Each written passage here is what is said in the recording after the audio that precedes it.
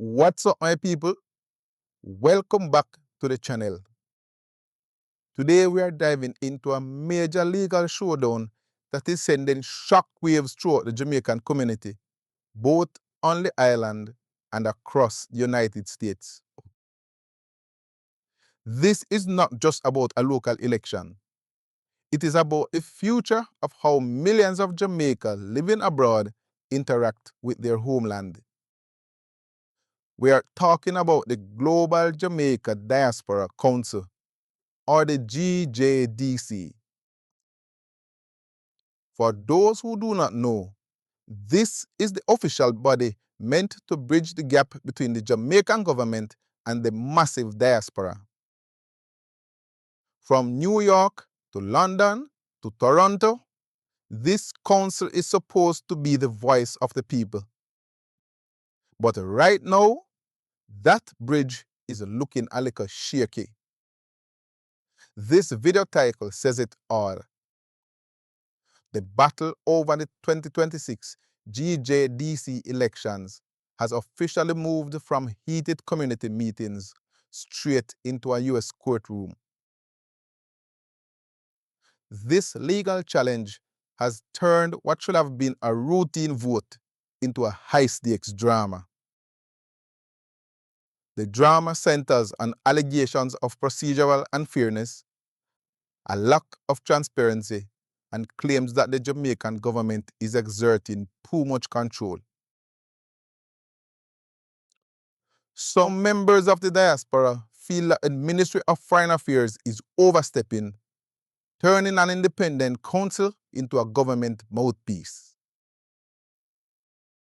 In February 2026, as the elections were wrapping up, an 11th-hour attempt was made to halt the process entirely. A lawsuit was filed in the Supreme Court of the State of New York, seeking an emergency stay to stop the results from being finalized. This was a bold move that caught many by surprise. The plaintiff in the case raised serious red flags about voter registration. They argued that the Connect Me JA portal used for voting was flawed and that the vetting process for candidates was inconsistent. Essentially, they claimed that the system was rigged to favor candidates who would not rock the boat. Furthermore, the legal documents alleged that the government's oversight of the electoral committees were too heavy-handed. Critics, like former board member Patrick Bedford, have been vocal, questioning whether a body meant to advise the government can truly be independent if the government runs the election. Fair point.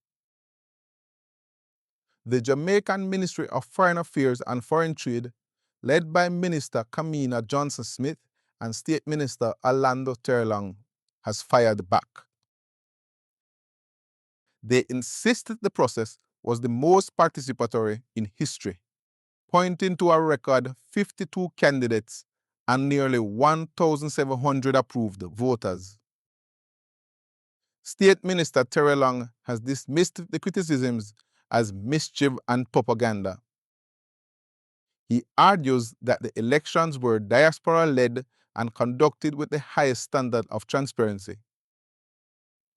To the government, this was a massive success in digital engagement and democratic participation.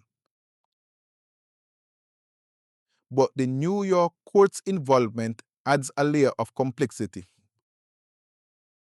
While the judge recently declined to grant the immediate stay, citing procedural deficiencies in how the paperwork were filed, the core of the lawsuit has not gone away. The underlying questions of legitimacy remains. The timeline is also a factor. The elections were originally delayed by Hurricane Melissa in late 2025. This delay created a pressurized environment where some felt that the rescheduled February 2026 dates were rushed, leaving many eligible voters in the dark or unable to register in time. On one side of this battle, you have advocates for a completely autonomous diaspora council. They want a body that can challenge the Jamaican government on issues like crime, healthcare, and investment without fear of being silenced. They see this court case as a stand for true representation. On the other side, you have the government and its supporters who believe in structured engagement. They argue that without an official framework, the diaspora's influence is fragmented and less effective. To them, the GJDC is a vital tool for national development that needs to be protected. This is not just a lawyer's battle over technicalities. It is about power. It's about who gets to represent the voice of the diaspora in rooms where decisions about dual citizenship, property rights, and the national policies are made. The stakes are incredibly high for every Jamaican living abroad. If a U.S. court eventually finds that the election process violated certain rights or procedures, it could delegitimize the newly elected council members. These members are scheduled to be installed this month, but they may start their terms under a cloud of legal uncertainty. The outcome of this case could set a precedent for how other nations manage their diaspora populations. If a foreign government-run election can be successfully challenged in a U.S. court, it changes the game for international relations and community governance.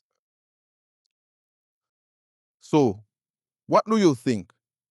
Is this lawsuit a necessary fight for diaspora independence? Or is this just pasa-pasa holding back progress? Is the government doing its best with a complex system? Or are they holding the reins too tight? Drop your thoughts in the comments below. We will be keeping a close eye on the court's documents and the final election results as they are officially announced. This story is far from over, and we will be right here to break it down for you. Make sure to hit that subscribe button and turn on notifications so you don't miss the next update.